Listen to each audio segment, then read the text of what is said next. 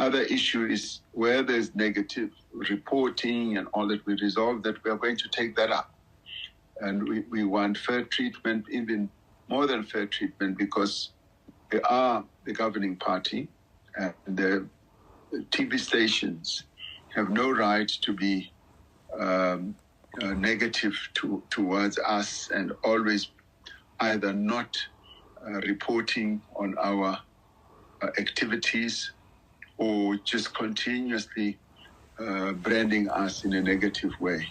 And we agreed at the NWC that there will be a team of comrades who are going to be watching this space all the time, and making sure that we do take networks up. The silence in the background of that leaked phone call was more deafening than the whispered words. It was the sound of a decades-long facade cracking. The voice was unmistakably that of President Cyril Ramaphosa, but this was not a president addressing his people. This was a party boss making a desperate, revealing plea to television executives, urging them to soften their coverage, to stop being so negative towards the ANC. This is the moment everything became clear. This single recording is the skeleton key that unlocks the true nature of power. It is not about service or leadership. It is about narrative control. For years, you have felt it, a gap between the harsh reality you live and the sanitized version presented on screen. Stories of corruption would flare and then vanish. Failures of service delivery were met with vague promises and changing headlines. You were told to be patient, to be understanding, while the evidence of decay was all around you. That feeling of unease, that suspicion that you were not getting the full story, was not paranoia. It was your intuition recognizing a manipulated truth. The Ramaphosa leak is the tangible proof. It confirms that your perception was being curated in boardrooms, your reality negotiated over telephone lines by men who believed their survival depended on your ignorance. What is one major news story from the past year that you feel was dropped without any real resolution or accountability? The audacity of the call is what should ignite a cold fury. While citizens queue for water, while lights fade from rolling blackouts, while jobs evaporate, the president's urgent focus is on the tone of news anchors. This reveals a catastrophic inversion of priorities.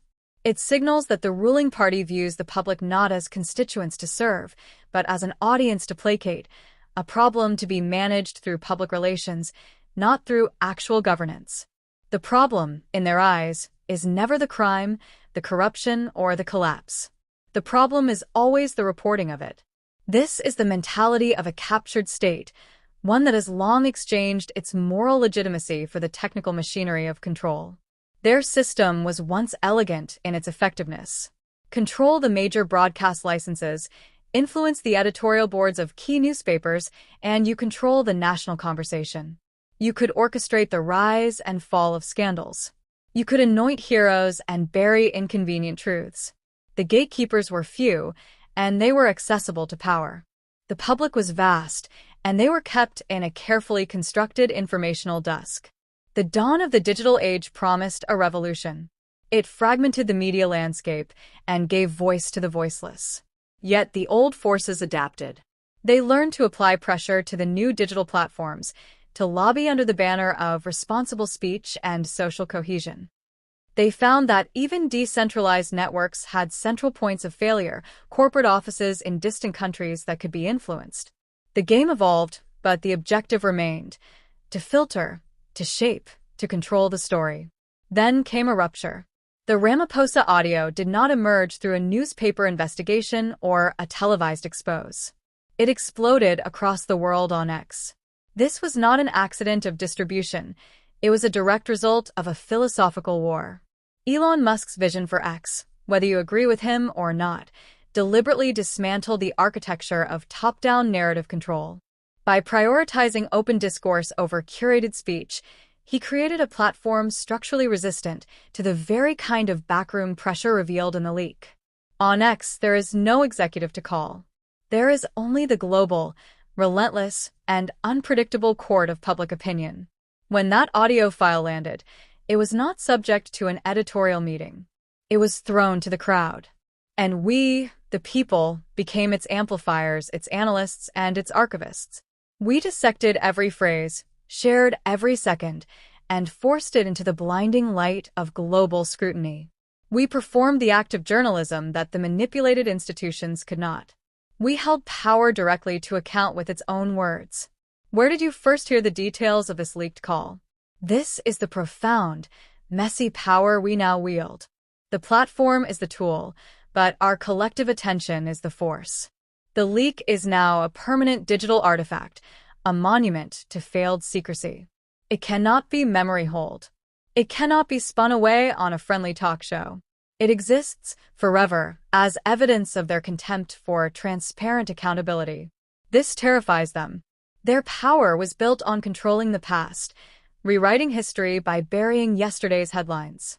Now, the past is permanently present, searchable, and shareable at the speed of light.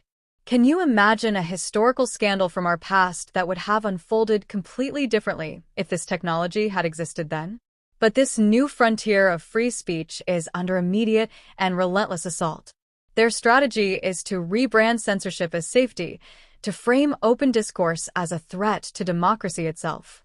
They will call for robust regulation, for curbing online harms, for reinstating the very gatekeepers whose failure the leak exposes. Listen to Ramaphosa's voice on that call. That is the authentic sound of their desire. A manageable, polite, and subdued media landscape.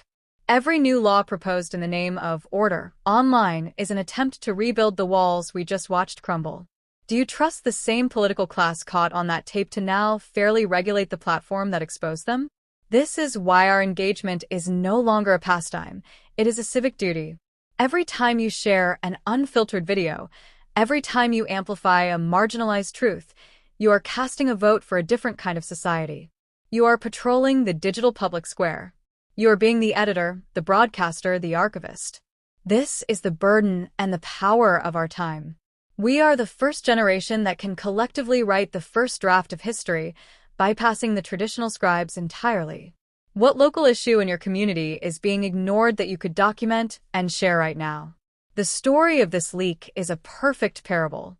It shows us the eternal instinct of power to hide. And it shows us that light is the only cure. Platforms like X in their current form are that light, a chaotic, brilliant, and essential light. Protecting this space is the defining struggle for transparency in our century. It transcends traditional political divides.